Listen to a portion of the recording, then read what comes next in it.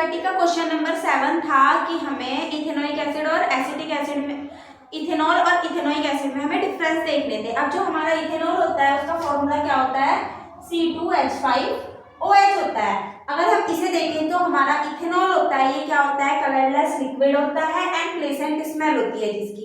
जबकि जो ethanoic acid होता है जिसका फॉर्मूला क्या होता है, CH3COOH होता है, ये क्या होता है, कलरलेस लिक्विड होता है विद शार्प पंजेंट ऑर्डर होती है, जैसे विनीगर में से आती है। विनीगर ही क्या होता है, एसिटिक एसिड होता है, उसे हम इथेनोइक एसिड भी कहते हैं।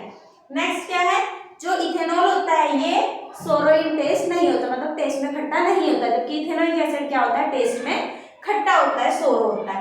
अब जो हमारा इथेनॉल होता है ये टर्न नहीं करता ब्लू लिटमस पेपर को रेड में, जबकि जो हमारा इथेनोइक एसिड होता है ये ब्लू लिटमस पेपर को रेड में चेंज करता है।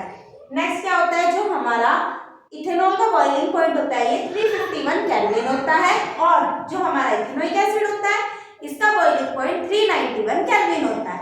अब हम इसकी केमिकल प्रॉपर्टीज देखेंगे। जो हमारा इथेनॉल होता है ये क्या करता है, डज नॉट रिएक्ट एल्कली, मतलब कि बेस के साथ रिएक्ट नहीं करता। एल्कली वो बेस होते हैं जो पानी में क्या होते हैं, सॉल्युबल होते हैं।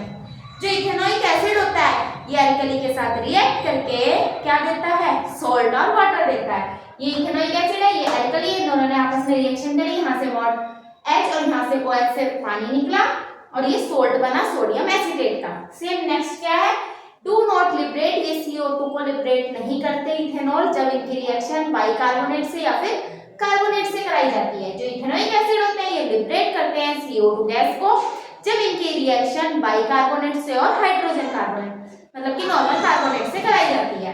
ये हमारा इथेनोइक एसिड है, इसकी सोडियम हाइड्रोजन कार्बोनेट से रिएक्शन करवाई तो इसने क्या बनाया, सोडियम एसिटेट बनाया और CO2 और H2O बनाया। इसकी रिएक्शन करी, अब रिएक्शन करी तो क्या बनाया, CH3COOH प्लस NaHCO3।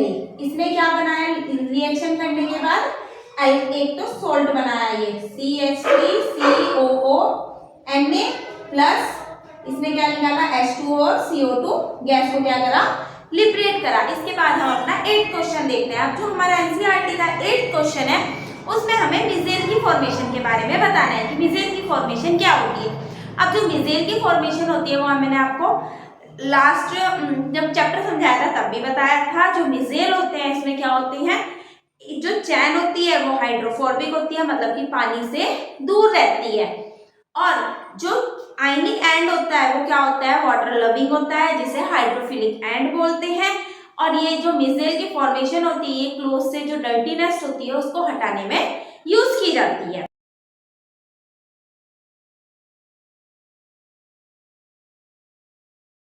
हमारा जो नेक्स्ट क्वेश्चन है वो क्या है, मिजेल की फॉर्मेशन कैसे होती है। अब जो मिजेल की फॉर्मेशन होती है मैंने अभी आपको बताया था कि जो सोप होता है जब हम इसमें वाटर को ऐड करते हैं, साबुन में जब हम वाटर को ऐड करते हैं तो मिजेल की क्या होती है, फॉर्मेशन होती है।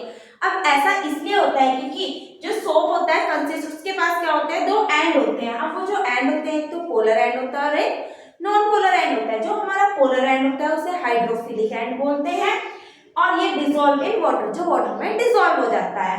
और दूसरा एंड क्या होता है, हमारा नॉन पोलर एंड होता है जो हाइड्रोफोबिक एंड होता है, जो वाटर में डिसॉल्व नहीं होता, ग्रीस या फिर ऑयल में डिसॉल्व हो जाता है। अब जब हम सोप को ऐड करते हैं वाटर के साथ, जो हमारा पोलर एंड होता है वो वाटर में डिसॉल्व हो जाता है और जो सोप का मॉलिक्यूल होता है वो मिजेल की क्या कर देता है, फॉर्मेशन कर देता है। जो पोलर एंड है वो वाटर में डिसॉल्व हो जाता है, फॉर्मेशन किसकी कर देता है, मिजेल की फॉर्मेशन कर देता है। इसी फॉर्मेशन ऑफ मिजेल कहा जाता है। पोलर और नॉन पोलर एंड आपको रिमेंबर रखने हैं। पोलर एंड कौन सा होता है, जो वाटर लविंग होता है, हाइड्रोफिलिक। नॉन पोलर एंड जो हाइड्रोफोबिक इन नेचर होता है।